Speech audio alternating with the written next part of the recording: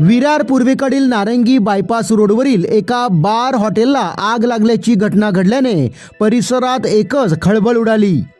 या घटनेबाबत मिळालेल्या माहितीनुसार विरार पूर्वेकडील नारंगी बायपास रोडवरील शार्वी बार हॉटेलच्या किचनमध्ये मंगळवारी सायंकाळी 5:30 वाजताच्या सुमारास भीषण आग लागल्याची घटना घडली आहे। अचानक हॉटेलच्या किचनमध्ये लागलेल्या आगीमुळे हॉटेलमध्ये असलेल्या ग्राहकांमध्ये व परिसरात एकच खळबळ उडाली असल्याचे पाहावयास मिळाले। आगीची माहिती मिळताच वसई-विरार महापालिकेच्या अग्निशमन दलाचे जवान तत्काळ घटनास्थळी दाखल होत आगीवर नियंत्रण मिळवले आहे।